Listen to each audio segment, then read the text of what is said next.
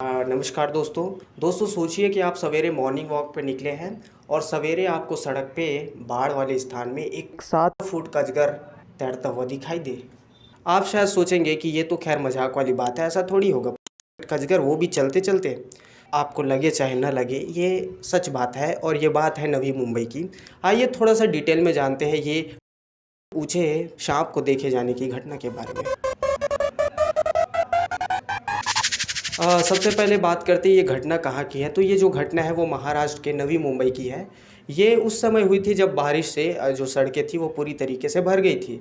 और तभी होना क्या था, लोगों की नज़रों में ये विशाल अजगर दिखाई दिया और सभी लोगों ने इसे देखा। हमने ऐसे विशालकाय सांपों को टीवी, मूवीज़ और सिनेमा, जंगलों में देखा है। ऐसे हम कभी सोच नहीं सकते कि चलते फिरते हमें 5 फुट का अजगर देखने को मिल जाएगा। लेकिन मेन प्रश्न ये है कि आखिर ये हुआ कैसे, यानी कि इतना बड़ा जीव सड़कों में आखिर कैसे दिखाई दे रहा है। चलिए समझते इसका वैज्ञानिक पहलू कि आखिर ऐसा हुआ क्यों। दोस्तों, जो अजगर होते हैं वो आमतौर पर जंगलों में रहते हैं, कुछ दलदली इलाकों में रहते हैं जहाँ थोड़ी सी पानी की मात्रा, नमी की मात्रा ज़्यादा हो।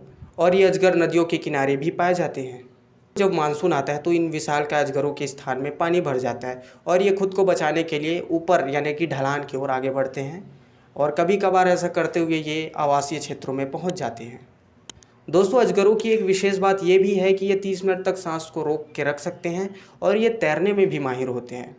तो इसका मतलब तो ये था कि नवी मुंबई में जो देखा गया अजगर था वो किसी को मारने के लिए नहीं आया था, बल्कि खुद को पानी से बचाने के लिए दिखा था। यही चीज़ समझना ज़रूरी है। जो ये क्लिप थी जिसमें नवी मुंबई में जो अजगर सांप है वो फुट का है वो देखा जा रहा है, लेकिन वीडियो आई वो तो अच्छी बात है, इसके साथ बहुत सारी गलत सूचनाएं भी आई थी। जैसे कुछ लोगों का कहना था कि ये जो अजगर है वो CGI द्वारा जनरेटेड है, या कई लोग बोल रहे थे ये एनाकोंडा है जो कि अमेज़न के जंगल में दिखता है। वो इंडिया में कैसे आएगा भाई।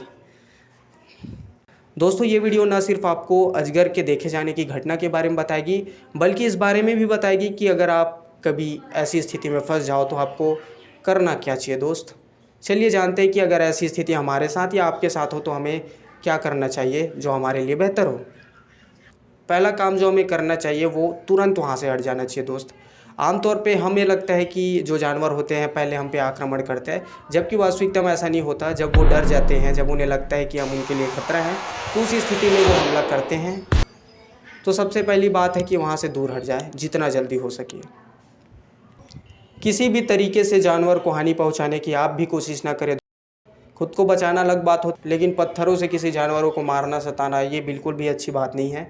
एक सुरक्षित जगह में पहुँचिए और वहाँ से आप जो फॉरेस्ट डिपार्टमेंट हो गया या फिर वाइल्ड लाइफ हेल्पलाइन, रेस्क्यूअर है, अगर ऐसा इंसान का आपके पास नंबर है, ऐसी कोई संस्था का नंबर है, तो सबसे पहले तो इसे ही डायल कीजिए। जो हम इंसानों का डर होता है वो ना सिर्फ हमारे लिए जानलेवा होता है, बल्कि उन जानवरों के लिए भी जानलेवा होता है।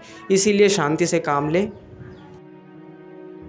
अंत में ये कहूँगा कि ये जो वीडियो है उसका उद्देश्य किसी भी तरीके से डराने का नहीं है, बल्कि एक बात सोचने का विषय है कि किस तरीके से हम इंसान धीरे धीरे जानवरों के घरों में घुसते जा रहे हैं। तो इसका मतलब ये है कि जब बाढ़ आती है तो वो हमारे इलाके में नहीं आते, बल्कि हम उनके इलाके में होते। दोस्त, क्या कहना है आपको इस वीडियो के बारे में?